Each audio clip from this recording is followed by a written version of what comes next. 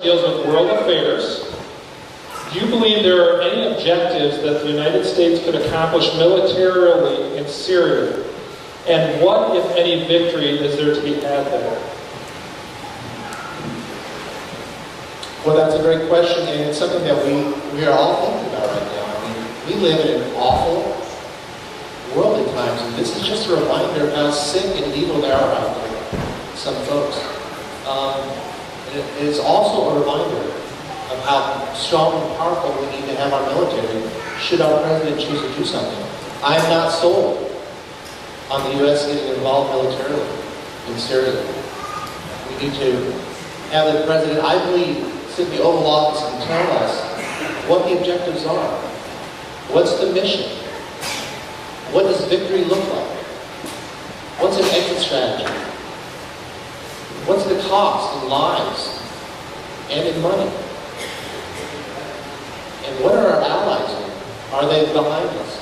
And what are the ultimate consequences of this? So I am not for this action, and I'm looking forward to the debate.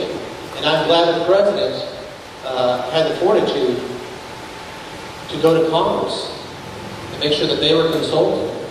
But I'm not ready, certainly not ready to see our military in action on this. And certainly not ready to see boots on the ground, that's for sure.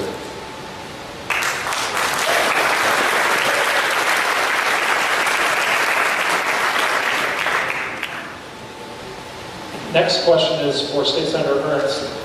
Joni, what do you think the biggest threat to our national security is currently, and what could you as a United States Senator do to fix that? Thank you, Cody.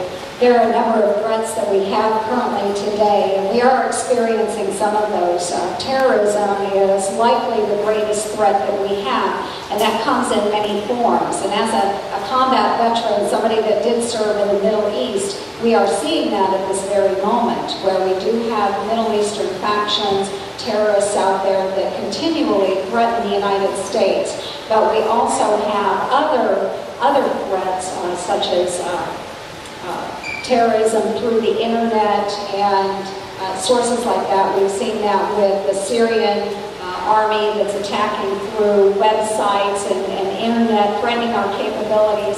And we know that we rely very, very heavily upon our technologies, and that's being threatened by these terrorist organizations. So it's coming not only as a physical threat with terrorism in the world today, but also in other forms, and we've seen that with the attacks with the New York Times and so forth. So many, many different forms of terrorism threatening us as a nation.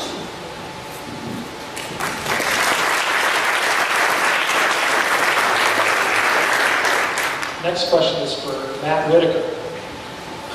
Matt, early on in the campaign season, you had made some comments regarding the president's health care law, and I would like for you to comment and clarify your position on the president's health care law. Thank you, Cody. Well, I think like you, if there was a vote on day one, January 2015, I would vote to repeal Obamacare. Wouldn't you? I would also, if I was in the Senate currently, when we get back, I would vote to defund Obamacare. But ladies and gentlemen, as a small business owner, that it appears January 1st I will have to pay $500 per month in a new premium tax from Obamacare for all of the folks I have on my health insurance plans. We have to do something about Obamacare. If we can't repeal it, if we can't defund it, do something. Stop, as my friend Tim Valenti used to say, stop flapping your gums. Do something. This is a giant wet blanket on our economy. It is causing small business owners to not hire new employees and to not expand. And so, I want to go to Washington, D.C. I will vote to repeal it and replace it. I will vote to defund it, but especially I will vote to do something to take this burden off of small businesses and our economy. Thank you.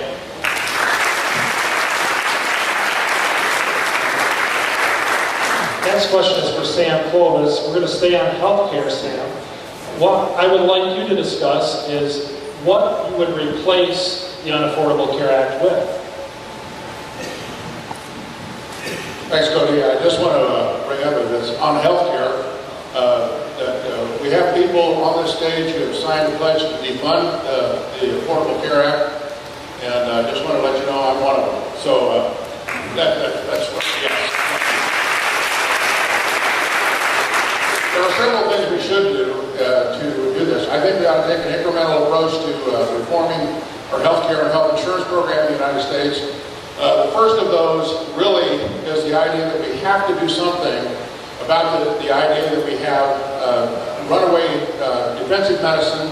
We have to do something about that. If we can figure out a way to get tort reform, a federal backstop for the states on tort reform, it will cut the cost of healthcare in this country by about 25%. That's very important to all of this. We also need to modify McCarran-Ferguson, and I'll bet you most of you out here have never heard of McCarran-Ferguson. Modify McCarran-Ferguson allows you then to buy health insurance across state lines. That's another 25% savings in healthcare out there. These are things that people in the United States Senate do not know and have not talked about. And I read the bill, all 2,700 pages of it. And I'll tell you right now, one of the other things we have to do is control the cost of this bill at the government level, because right now it's north of $2.4 trillion.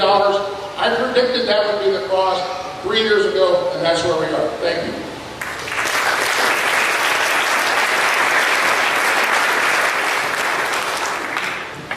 Next question is for Scott Shaven.